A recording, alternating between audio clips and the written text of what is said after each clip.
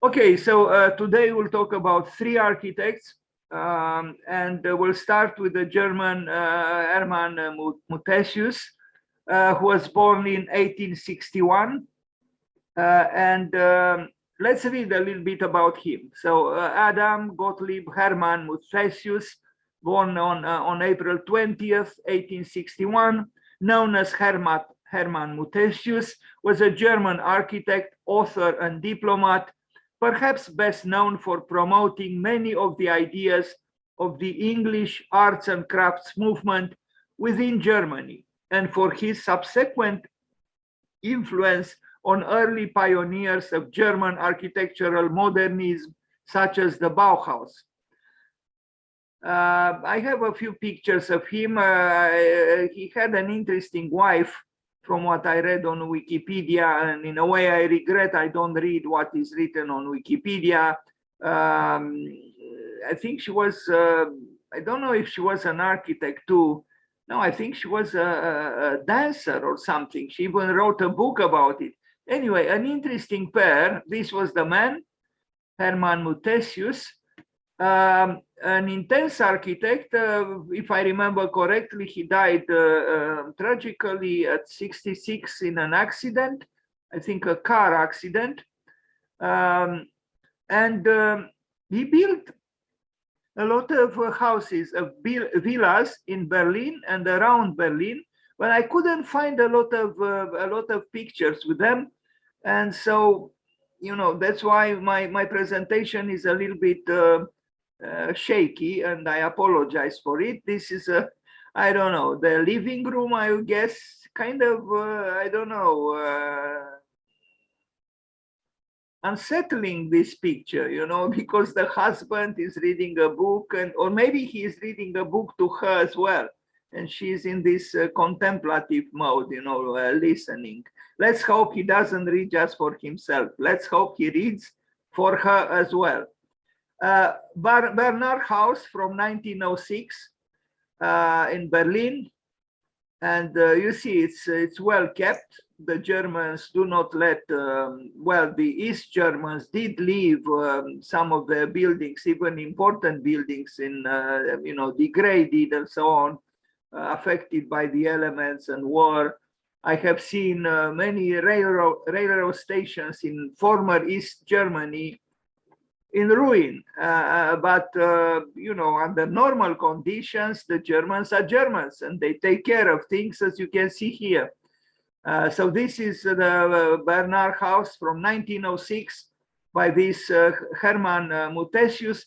This architect is significant, I would say, for the fact that he lived for some years in Great Britain, and he was influenced by the arts and crafts movement, but also by the practical spirit of the British, and he tried to bring to Germany in a different attitude vis-a-vis architecture. I hope I have here text. No, I guess not. No, I don't. I regret. But this is important to remember, that he brought to Germany a certain modernity, if we are to call it so. Although when we look at this building, we wouldn't call it a modern building. Yet, looking more carefully, maybe we do see certain modernist gestures. There isn't much ornament, if at all, and there is a certain simplicity of design. And maybe that's why he's considered actually the father of modernism in Germany. And the third architect we'll talk about today a little bit, just a little bit, a Chinese architect born in Japan. He's considered the father of modernist architecture in China. But we continue our short trips through the works of Hermann Muthesius, an architect I am beginning to have more interest in, and I hope in time I could discover more of his works, at least on the web. Kramer House, 1912. again, you know, this is an architecture from more than 100 years ago, still, you know, rooted in what we call tradition. But even here in this building, I think there is a robust, the tectonics of the building have a, you know, in this case more because it's this stone. It's raw. It's vigorous. It's a vigorous architecture, and in this sense, it's a modern architecture. If by modernity we understand, you know, the avoidance of, you know, the sweet attractions and affections of you know, a passeist relationship with you know, with culture, with architecture, with everything. Here is, I see the building in ruin.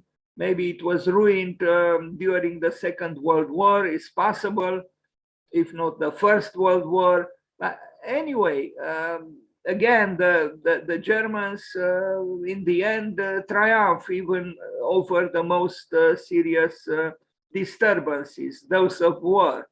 Now, I couldn't find pictures. Apparently, he built a village, several houses, if not many, in this Lichterfelde West, but I couldn't find pictures. A few more of his buildings. This is another house he built. And I kind of like this one too, you know, and yes, it has a sloping roof. It has, you know, uses brick. He was an admirer of the arts and crafts movement of Great Britain, of the 19th century, the Victorian Great Britain. But you see, even this triangle is very resolute and modern through its rather sharp geometry, not to speak about the plan, which is not, which assumes other angles as well.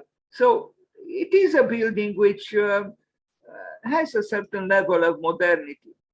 Le Ville Berlinesi di Hermann Muthesius, there is such a book published in Italy. He is a well-known architect, but not as well known as others.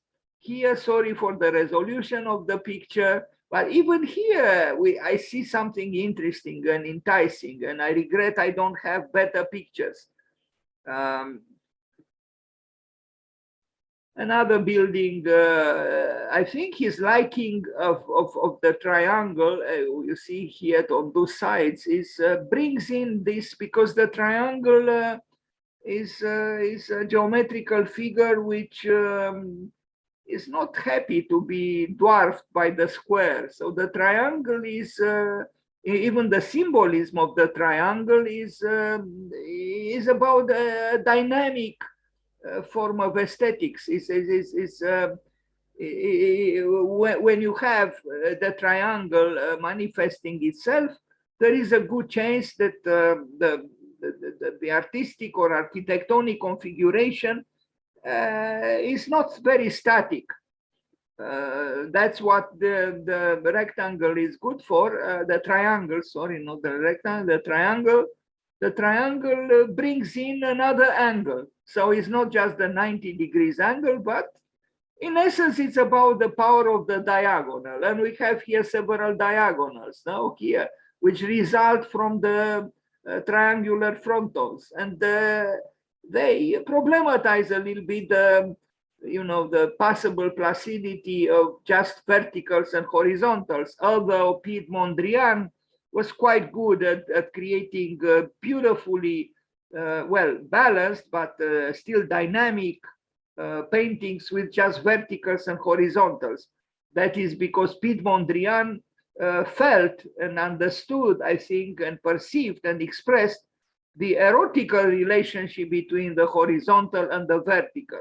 But not too many people had the insight of Piet Mondrian. Anyway, let's read here. This is, I guess, about the book he published. He published an important book about the British architecture that he tried to bring what he learned from Great Britain to Germany by this publication, as well as through further events concerning the castles, their maintenance and usage. We want to bring closer to the greater public the value of rural architecture and cultural accomplishments of the owners of castles in the past. Concerts and exhibitions will serve those aims too. We want to present the cultural heritage of our fathers. We want to show the importance of maintaining this heritage for our generations. Now, I guess he wrote this. Anyway, it's not just about the castles. This is an apartment building he built.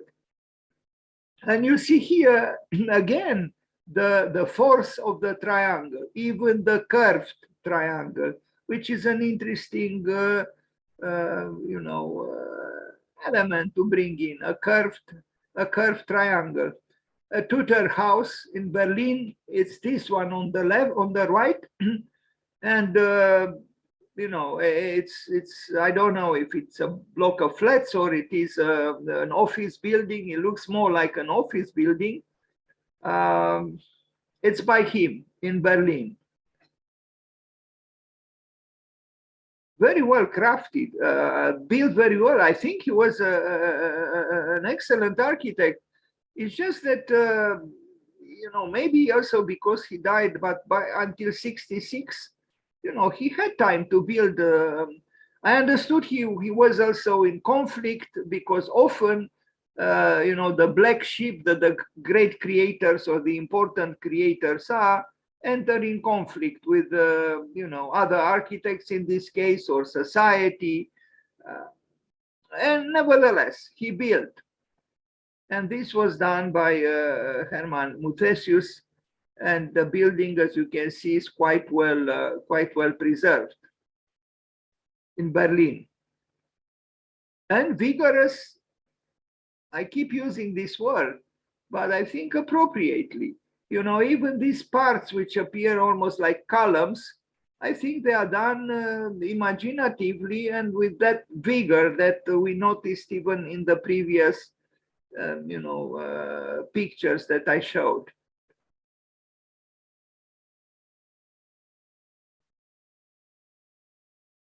He didn't give up completely ornament, although from what I read, his reaction to rather decadent 19th century, which used an opulent ornamentation, was well known. But as you can see, he was not totally divorced from what we call the ornamentation of the 19th century.